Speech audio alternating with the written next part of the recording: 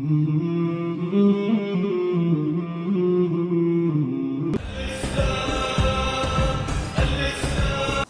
بالله من الشيطان الرجيم. بسم الله الرحمن الرحيم. أتى أمر الله فلا تستعجلوه سبحانه وتعالى عما يشركون. ينزل الملائكة بالروح من أمره على من يشاء من عباده أن أنذروا أنه لا إله إلا أنا فاتقون. خلق السماوات والأرض بالحق تعالى عما يشركون. خلق الإنسان من نطفة فإذا هو خصيم مبين. والأنعام خلقها لكم فيها دفء ومنافع ومنها تأكلون ولكم فيها جمال حين تريحون وحين تسرحون. وتحمل أثقالكم إلى بلد لم تكونوا بالغيه إلا بشق الأنفس إن ربكم لرؤوف رحيم. والخيل والبغال والحمير لتركبوها وزينة ويخلق ما لا تعلمون. وعلى الله قصد السبيل ومنها جائر ولو شاء لهداكم أجمعين. هو الذي أنزل من السماء ماء لكم منه شراب ومنه شجر فيه تسيمون.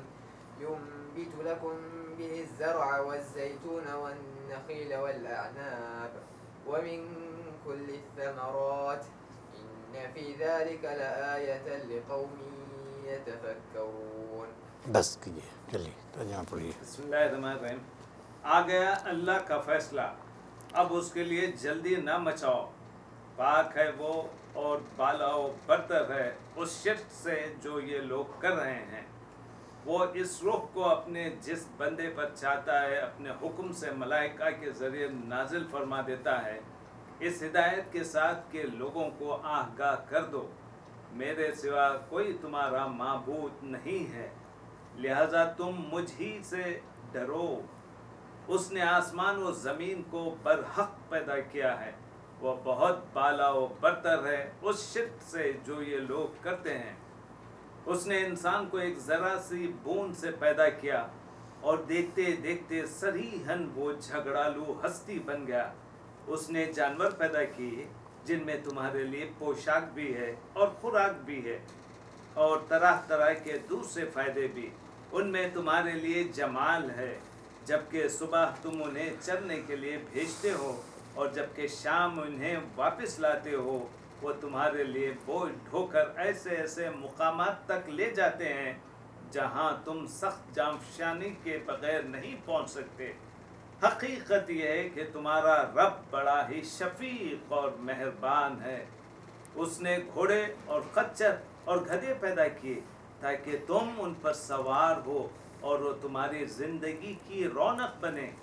وہ اور بہت سی چیزیں تمہارے فائدے کے لیے پیدا کرتا ہے جن کا تمہیں علم تک نہیں ہے، اور اللہ ہی کے ذمے ہے سیدھا راستہ بتانا، جبکہ راستے ٹیڑھے بھی موجود ہیں۔ اگر وہ چاہتا تو تم سب کو ہدایت دے دیتا۔ وہی ہے جس نے آسمان سے تمہارے لیے پانی برسایا جس سے تم خود بھی سیراب ہوتے ہیں اور تمہارے جانوروں کے لیے بھی چارہ پیدا ہوتا ہے۔ وہ اس پانی کے ذریعے سے کھیتیاں اگاتا ہے اور زیتون اور کھجور اور انگور اور طرح طرح کے دوسرے پھل پیدا کرتا ہے۔ اس میں ایک بڑی نشانی ہے ان لوگوں کے لیے جو غور و فکر کرتے ہیں۔ بس ماشاءاللہ، جزاکم اللہ فی الدارین خیرہ۔ الحمدللہ رب العالمین والصلاة والسلام علی رسول الامین وعلی آلہ واصحابہ اجمعین وبعد۔ حضرات گرامی، آج سورہ نحل کا آغاز ہو رہا ہے۔ آپ جانتے ہیں کہ سورہ نحل مکی سورہ ہے اور ایک سلسلہ سورہ یونس سے چلا تھا، جیسا کہ ہم نے پہلے بتایا، جن صورتوں کا آغاز الف لام را یا الف لام میم را سے ہوا تھا۔ ان ساری صورتوں میں نبی صلی اللہ علیہ وسلم کے ذریعے مشرکین کو پیغام دیا گیا تھا کہ دیکھو جو تم یہ مخالفت کر رہے ہو، یہ مخالفت تمہاری چل نہیں سکتی ہے۔ یہ جو قرآن مجید تعلیم دے رہا ہے، قرآن مجید جو پیغام پیش کر رہا ہے، یہ پیغام اس دنیا میں پھیل کر رہے گا، نبی صلی اللہ علیہ وسلم کی دعوت پھیل کر رہے گی، اور یہ اہل ایمان جو آج مٹھی بھر نظر آ رہے ہیں یہ غالب ہو کر رہیں گے۔ آپ نے دیکھا کہ ان ساری صورتوں میں مشرکین نے بار بار مطالبہ کیا، عذاب لے آؤ، عذاب لے آؤ، عذاب لے آؤ۔ اس سورہ میں آپ دیکھیں گے ایک دم بالکل شروع ہی میں کہہ دیا اتا امر اللہ، سنو اللہ کا فیصلہ آ گیا، وہ عذاب جس کا تم مطالبہ کر رہے تھے، اللہ کا عذاب آ گیا، اب تمہارے سر پر آ گیا ہے، فلا تستعجلوہ، جلدی نہ مچاؤ۔ یہ آیتیں جو ہے بتا رہی ہیں سورہ نحل کی، جو سورہ نحل کے سلسلے میں آپ سمجھیے کہ تھوڑا سا اختلاف ہے ہمارے مفسرین میں۔ بعض لوگ کہتے ہیں کہ یہ سورہ مکی ہے، بعض لوگ کہتے ہیں مدنی ہے، اور بعض مفسرین کا خیال ہے کہ ہجرت حبشہ ہو چکی ہے، اس کے بعد نازل ہوئی۔ یہ بات زیادہ قرین قیاس لگتی ہے کہ ہجرت حبشہ ہو گئی ہے، کیونکہ اس سورہ کے جو پہلے تو مشرکین کا تذکرہ ہے، پھر اس کے بعد یہود کا تذکرہ ہے، نصارہ کا تذکرہ ہے، اور اس میں کچھ ہجرت کا بھی ذکر ہے۔ اس سے اندازہ ہوتا ہے کہ اس میں بہرحال ہجرت حبشہ ہو چکی ہے، اس کے بعد یہ سورہ نازل ہوئی ہے۔ اور اس سورہ میں یہ پہلو بھی ہے، مسلمانوں سے کہا گیا ہے، ان مسلمانوں سے جو نہایت کمزور تھے، جن کو ستایا جا رہا تھا، تو ان کے سلسلے میں یہ حکم آیا ہے، اگر وہ برداشت نہ کر سکیں مظالم کو، مشرکین کے مظالم کو برداشت نہ کر سکیں وہ، اور ان کی زبان سے کلمہ کفر نکل جائے تو کوئی بات نہیں ہے، دل میں ایمان ہونا چاہیے، ہم ان کو معاف کر دیں گے۔ یہ جملہ بھی اس سورہ میں ہے، تو اس سے اندازہ ہوتا ہے کہ وہ دور نہایت تکلیف دہ دور ہے، مظالم کے پہاڑ توڑے جا رہے ہیں، مسلمانوں کے لیے کوئی راستہ نہیں ہے، اس میں یہ حکم اس سورہ میں آیا اتا امر اللہ، اللہ کا فیصلہ آ گیا، فلا تستعجلوا، تم جلدی نہ مچاؤ۔ وہ اللہ کی ذات پاک ہے، اور ان سارے مشرکانہ عقائد نظریات سے اس کی ذات بہت بلند ہے۔ ينزل الملائکۃ بالروح من امرہ علی من یشاء من عبادہ ان انذروا انہ لا الہ الا انا فاتقون۔ اللہ اپنی روح کو اپنے حکم کے ساتھ اتارتا ہے،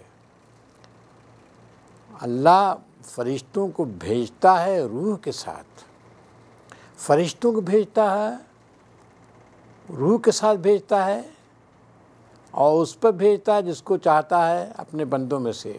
یہ حکم دے کر بھیجتا ہے کہ تم ڈراؤ کہ ہمارے علاوہ کوئی معبود نہیں ہے، تمہیں ڈرنا ہے تو ہمیں سے ڈرنا ہے اور کسی سے نہیں ڈرنا ہے۔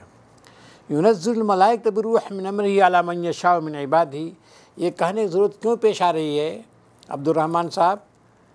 وہ فرشتوں کو اتارتا ہے روح کے ساتھ جس پر چاہتا ہے۔ یہ کس کا جواب دیا جا رہا ہے؟ ہاں، وہ ان کا یہ خیال تھا کہ یہ کیوں اسی کو سرخاب کے پر لگے ہوئے ہیں، اسی کے پاس فرشتے آتے ہیں، ہم پر کیوں نہیں فرشتے آتے؟ اس کا جواب دیا جا رہا ہے کہ اللہ تعالیٰ فرشتوں کو بھیجتا ہے اپنا حکم دے کر۔ یہ روح سے مراد کیا ہے؟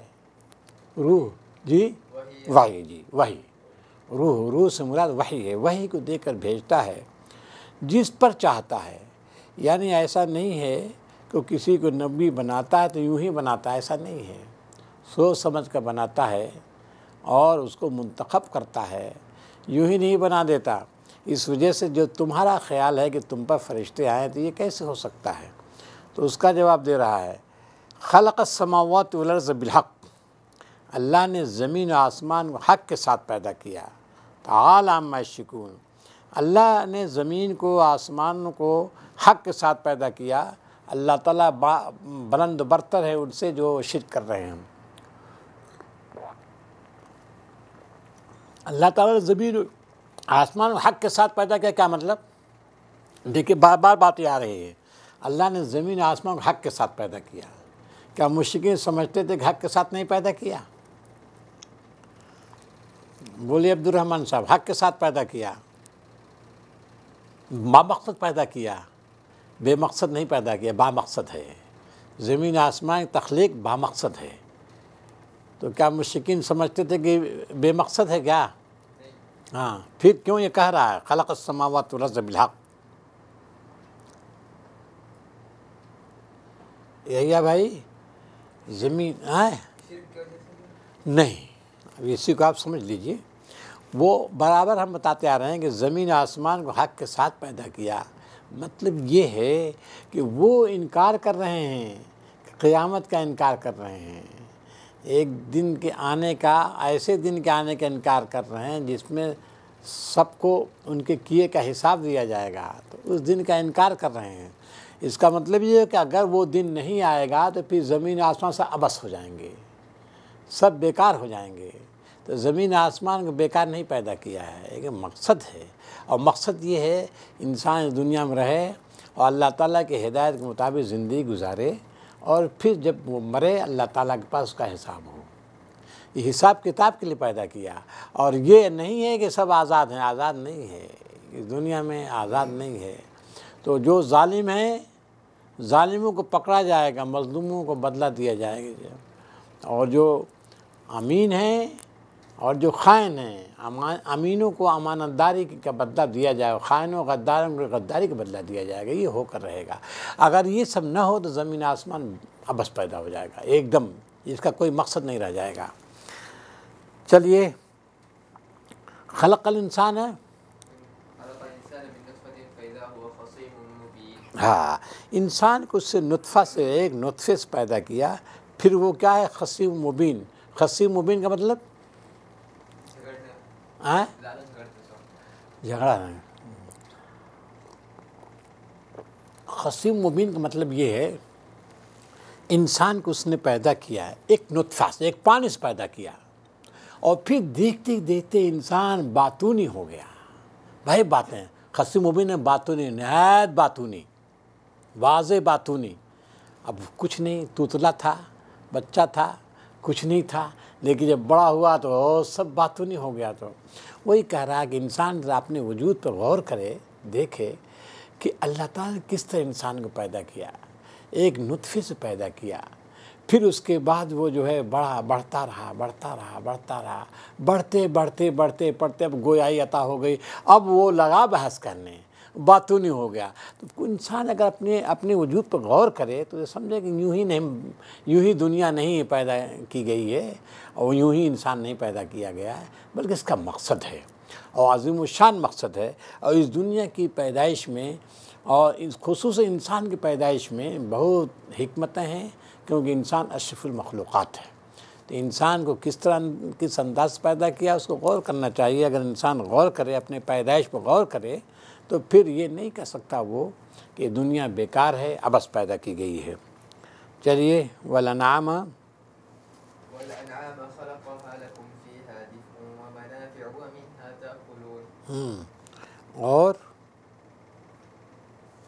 والانعام، انعام کے معنی جانور نہیں، انعام کے معنی جانور نہیں، جانور تو ہوتا تو پھر وہ آگے بھی آ رہے ہیں نا، جانور تو ہیں۔ انعام کے معنی ہاں، مویشی، ہاں مویشی کتنے ہیں کل؟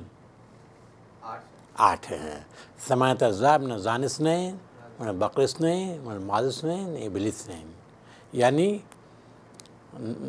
بکریاں نر و مادہ، بھیڑیں نر و مادہ، گائے نر و مادہ، اور اونٹ نر و مادہ، یہ 8 ہے مویشی، ان کو کہتے ہیں، انعام کہتے ہیں، انہی پہ انعام کا اطلاق ہوتا ہے، سب پر نہیں۔ اونٹ ہیں، گائے بیل، بھیڑیں ہیں، بکریاں ہیں، یہ 4 جو جوڑے ہیں وہ 8 ہو جاتے ہیں، ان کو کہتے ہیں مویشی۔ یہ انعام خصوصاً ان کا ذکر کیا ہے اس سورہ میں، اور دوسری صورتوں میں، سورہ انعام میں بھی مفصل اس کا ذکر کیا ہے۔ کیوں ذکر کرتا ہے قرآن مجید؟ کیوں اس کا ذکر کرتا ہے؟ کیونکہ ان کی معیشت کا دار و مدار انہی پر تھا۔ اتنی بڑی نعمتیں اللہ نے ان کو دے رکھی ہیں، بہت عظیم الشان نعمتیں ہیں، ان کے بغیر انسان زندہ نہیں رہ سکتے تھے، تو اس کا ذکر کیا ہے کہ ان کو جو اللہ نے پیدا کیا ہے، جس میں تمہارے لیے دفعون کے معنی دفعون معنی پوشاک ہے، گرمی ملتی ہے اور بہت سارے نفع کے سامان ہیں، اور تم ان میں کھاتے بھی ہو۔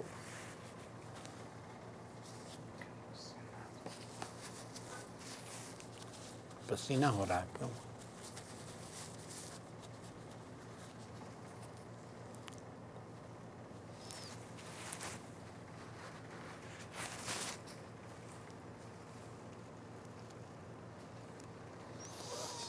ہاں چلیے، اب یہ مویشیوں کو پیدا کیا ہے، تو پھر کہہ رہا ہے کہ ذرا دیکھو تمہارے جہاں مویشی ہیں، اللہ تعالیٰ کی کتنی بڑی نعمت ہے، کتنا بڑا احسان ہے کہ تم کو صحرا میں پیدا کیا، صحرائی زندگی کے لیے جو چیزیں ضروری ناگزیر ہیں وہ پیدا کی ہیں تمہیں۔ اور کہہ رہا ہے کہ اس میں ان میں جو ہے تمہیں گرمی، ان سے کپڑے پوشاک بھی بناتے ہو، اور بہت ساری منفعتیں تم ان سے حاصل کرتے ہو، ان کا گوشت بھی کھاتے ہو، منھا تاکلون، ان کا گوشت بھی کھاتے ہو۔ وَلَكُمْ فِيهَا جَمَالٌ حِينَ تُرِيحُونَ وَحِينَ تَسْرَحُونَ۔ چلیے ترجمہ، وَلَكُمْ فِيهَا جَمَالٌ حِينَ تُرِيحُونَ وَحِينَ تَسْرَحُونَ، اور تمہارے اس میں اور طرح طرح کے دوسرے فائدے بھی ان میں تمہارے لیے جمال ہے، جبکہ صبح تم انہیں چرنے کے لیے بھیجتے ہو اور جبکہ شام انہیں واپس لاتے ہو، وہ تمہارے لیے بوجھ ڈھو کر ایسے ایسے مقامات تک لے جاتے ہیں جہاں تم سخت جانفشانی کے بغیر نہیں پہنچ سکتے۔ اب دیکھیے یہ ہے، ایک تو چیز یہ ہے کہ اس میں نفع بہت ہے، انسانی زندگی کے انحصار اس پر ہے، اللہ تعالیٰ کی بے شمار جو ہے نعمتیں سے وابستہ ہیں، گوشت ملتا ہے، پوشاک ملتی ہے، اور کھاد بھی، پتہ نہیں کیا کیا ہے اللہ تعالیٰ نے ان میں رکھا ہے، آپ جانتے ہیں، جو دیہاتی زندگی والے ہیں وہ سب خوب جانتے ہیں۔ اور ایک خاص بات جو اس میں بتائی، وَلَكُمْ فِيهَا جمال، اور تمہارے اس میں جمال ہے صبح و شام۔ جب صحرائی زندگی ہوتی ہے، جن کے پاس ریوڑ ہوتے ہیں زیادہ اونٹوں کا ریوڑ، بکریوں کا ریوڑ، بھیڑوں کا ریوڑ، تو اس سے وہ خوش ہوتے ہیں دیکھ کر، اور ان تفاخر کہ یہ ہمارے پاس اتنے ہیں، اتنے ہزار ہیں، اتنی بھیڑیں ہیں، اتنے اونٹ ہیں، تو یہ سب تو وہ کہہ رہا ہے کہ وَلَكُمْ فِيهَا جمال، اور ان میں تمہیں جمال بھی ہے۔ جس وقت تم شام کو جو ہے تم لاتے ہو اور سویرے تم کو بھیجتے ہو، خصوصاً شام کو، پہلے حین تریحون، شام کو خصوصاً اس نے اس کا ذکر کیا، تو شام کا ذکر کیوں کیا؟ کیونکہ شام میں وہ جو ہے آتے ہیں جانور، تو کھا کر آتے ہیں، چر کر آتے ہیں، تو پیٹ ان کا بھرا ہوتا ہے، تو یہ کہا کہ اس میں جمال تمہارے لیے ہے۔ صبح کو، شام کو، خصوصاً شام کو جب واپس آتے ہیں صحرا سے چر کر، تو ان کا پیٹ بھرا ہوتا ہے، تو دیکھنے میں اچھے لگتے ہیں، فربہ ہوتے ہیں، تم دیکھ کر خوش ہوتے، کسان یا وہ جو گڈریا جو خوش ہوتا ہے بہت زیادہ ان کو دیکھ کر۔ وَتَحْمِلُ أَثْقَالَكُمْ إِلَىٰ بَلَدٍ لَّمْ تَكُونُوا بَالِغِيهِ إِلَّا بِشِقِّ الْأَنفُسِ، اور یہ جو ہے یہ جانور جو ہیں وہ تمہارے بوجھ بھی ڈھوتے ہیں، ایک شہر سے دوسرے شہروں تک لے کر جاتے ہیں، تم وہاں تک نہیں لے جا سکتے ہیں۔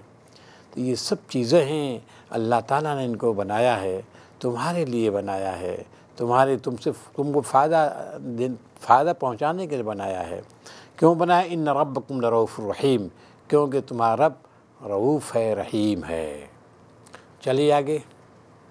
اس نے گھوڑے اور خچر اور گدھے پیدا کیے تاکہ تم ان پر سوار ہو اور وہ تمہاری زندگی کی رونق بنے۔ چلیے، اور بھی وہ پیدا کرتا جو تم نہیں جانتے، بہت ساری چیزوں کو اس نے پیدا کیا تم نہیں جانتے۔ تو اس نے، رکیے ذرا سا، تو اس نے گھوڑے پیدا کیے، خچر پیدا کیے، گدھے پیدا کیے، تاکہ تم سب سوار ہو، اور تمہارے زینت کا کام بھی دیتے ہیں، زینت و آرائش پہ دروازے پہ رکھتے ہو گھوڑوں کو، وہ جو ہے بہت تمہارا معلوم ہوتا، جیسے آج کل گاڑیاں دیکھی رہتی ہیں، گاڑیاں رہتی ہیں، اس زمانے میں گھوڑے رہتے تھے، اور کسی بھی دروازے پر گھوڑے رہیں تو مطلب ان کو بہت بڑے آدمی ہیں، تو یہ سب چیزیں ہوتی تھی، تب زینت و آرائش کا یہ سامان تھے سب۔ وَيَخْلُقُ مَا لَا تَعْلَمُونَ، اور دیکھو اور بھی چیزیں ہیں جو تم نہیں جانتے ہو کہ اللہ پیدا کرتا ہے، اور وہ چیزیں تمہاری زندگی کے لیے ناگزیر ہیں لیکن تم نہیں جانتے ہو۔ کیا کیا چیزیں ہیں وہ پیدا کرتا ہے تم نہیں جانتے ہو۔ یہ چند چیزیں ہیں جو ظاہری ہیں اور نظر آ رہی ہیں، ان کو وہ تمہارے سامنے رکھ رہا ہے، ورنہ وہ تو اتنی چیزیں ہیں کہ انسان جان نہیں سکتا، شمار نہیں کر سکتا، جو اس کی زندگی کے لیے ناگزیر ہیں تو کوئی جانتا نہیں کہ ہمارے لیے کیا کیا ناگزیر چیزیں ہیں۔ اور وعلی اللہ، چلیے، اور اللہ ہی کے ذمے ہے سیدھا راستہ بتانا، جبکہ راستے ٹیڑھے بھی موجود ہیں۔ اگر وہ چاہتا تو تم سب کو ہدایت دے دیتا۔ بس ٹھیک۔ اور اللہ تعالیٰ ہی پر ہے سیدھا راستہ دکھانا، کیونکہ راستے ٹیڑھے بھی ہیں، راستے ٹیڑھے بھی ہیں، اور اللہ چاہتا تمام لوگوں کو ہدایت دے دیتا۔ یہ دیکھیے جو باتیں ہیں بھائی، آئیے اب دیکھیے یہ جو ہے یہ پہلو ہے، بڑا اہم پہلو ہے، واللہ قصد السبیل، اور اللہ تعالیٰ پر سیدھا راستہ دکھانا ہے، کیونکہ راستے ٹیڑھے بھی ہیں۔ اب بتائیے اس کا مطلب کیا ہے؟ دیکھیے یہ اہم آیت آئی ہوئی ہے یہاں، اور اللہ تعالیٰ پر ہے سیدھا راستہ دکھانا، کیا مطلب اس کا؟ کیونکہ راستے ٹیڑھے بھی ہیں، اسلام کی طرف ہدایت دینا، کیا مطلب؟ ہاں دیکھیے سب نعمتیں بیان کی ہیں اللہ تعالیٰ نے، زمین کو پیدا کیا، آسمان کو پیدا کیا، تمہارے لیے جانوروں کو پیدا کیا، جو ہے یہ مویشی پیدا کیے اس نے، گائے ہے، بیل ہیں، اور بکریاں ہیں، بھیڑیں ہیں، اونٹ ہیں، سب پیدا کیے، اور اس میں تمہیں جما رکھا ہے، اور یہ سب چیزیں تمہارے لیے بار برداری کام کرتے ہیں، سب چیزیں ہیں، اور گھوڑے پیدا کیے، خچر پیدا کیے، گدھے پیدا کیے تاکہ تم اس پر سوار ہو، اور زینت کا کام کرتے ہیں، وَيَخْلُقُ مَا لَا تَعْلَمُونَ، اور وہ ساری چیزیں پیدا کرتا ہے جو تم نہیں جانتے ہو۔ اس کے بعد کہہ رہا ہے وَعَلَى اللَّهِ قَصْدُ السَّبِيلِ، اور اللہ تعالیٰ پر ہے سیدھا راستہ دکھانا بھی، وَمِنْهَا جَائِرٌ، کیونکہ اس راستے کچھ ایسے ہیں جو ٹیڑھے بھی ہیں، وَلَوْ شَاءَ لَهَدَاكُمْ أَجْمَعِينَ، اللہ تعالیٰ چاہتا تو تم کو سب کو ہدایت دے دیتا۔ اب یہ آیت جو یہاں آئی ہے کیوں آئی ہے، کیا بتانے کے لیے آئی ہے؟ اس کو خطاب کا رخ موڑ دیا گیا، ہاں خطاب کو رخ موڑ دیا گیا، بالکل صحیح۔ کفار مکے کے کافروں کو بتا رہے ہیں کہ بھائی اتنے سب نعمت ہیں، ان سے تم استفادہ اٹھا رہے ہو، اور پھر اس کے بعد میں بتا رہے ہیں کہ ہدایت دینا ہمارا کام، اور پھر اس کی وہ بھی بتا رہے ہیں کہ بھائی ہدایت ہم سب کو بھی دے سکتے تھے۔ اور بتائیے، یہی ہے بھائی کچھ تو بولیے آپ۔ یہ دیکھیے یہ اس پر روک دیا ہم نے کہ یہ اہم آیت ہے، ذرا سا بڑی اہم آیت ہے، تھوڑی گفتگو اس پر کریں گے، اہم آیت ہے یہ۔ تو ذرا سا اور بتائیے مامو جان۔ ٹھیک ہے، فہدیناہ النجدین کا مطلب یہاں کے لحاظ سے ہم سیدھا راستہ دیے، جو چاہتے تھے، جو نہیں چاہتے ان کے لیے ٹیڑھا راستہ۔ ٹھیک، چلیے اور بولیے صاحب، اور ذرا بولیے، وقاص صاحب بولیے، وقاص صاحب کچھ بولیے۔ اللہ جس کو چاہے ہدایت دے، اور دیکھے نبی کا کام دعوت دینا ہے، ہدایت دینا نہ دینا وہ اللہ کا کام ہے، اور اس میں وہ لکھا ہوا وَلَوْ شَاءَ لَهَدَاكُمْ أَجْمَعِينَ، اگر اللہ چاہتا تو سب کو ہدایت دے دیتا۔ ٹھیک ٹھیک ٹھیک۔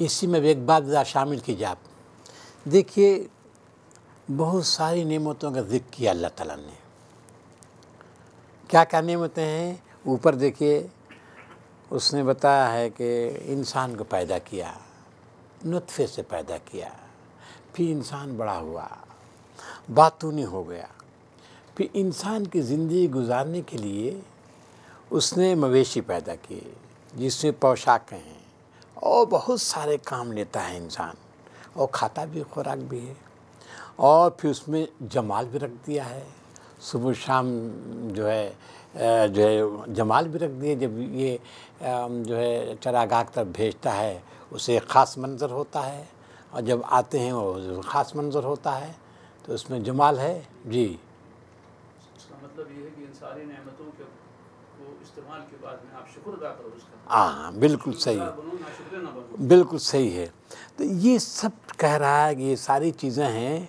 اور پھر یہ جو ہے وہ کچھ ایسے بھی جانور ہیں جو تمہارے باربرداری کام کرتے ہیں, وہ بھی تمہارے لیے نہایت ناگزیر ہیں, مفید ہیں. اور گھوڑے ہیں, خچر ہیں, گدھے, یہ سب چیزیں ہیں.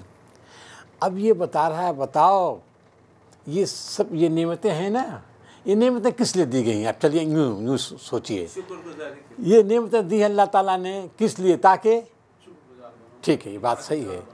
انسان بالکل صحیح ہے. یہ اللہ تعالیٰ نے نعمتیں دی ہیں, ان کے بغیر انسان زندہ رہ سکتا ہے؟ یہ پہلے بتائیے.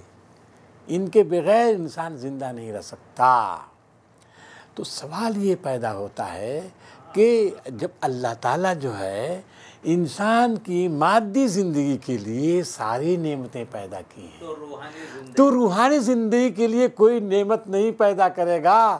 روحانی زندگی کے بقا کے لیے, اس کی ترقی کے لیے کوئی بندوبست نہیں کرے گا.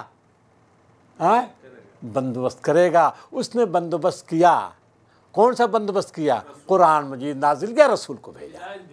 ہاں ہدایت بھیجی. یہ کہا دیکھیے ایک خاص انداز سے لے چلتا ہے. پہلے نعمتوں کا ذکر کیا, نعمتوں کا ذکر کرنے کے بعد پھر کہہ رہا کہ دیکھو اسی طرح سیدھا راستہ بھی تم کو جس طرح مادی وجود کے لیے باقی رکھنے کے لیے تمہارا جسم ہے, جسمانی وجود تم رکھتے ہو, اس جسمانی وجود کو باقی رکھنے کے لیے یہ سائل زمین بنائی, آسمان بنایا, سورج بنایا, چاند بنایا, ستارے بنائے, پانی برساتا جیسا کہ آگے آ رہا ہے مزید.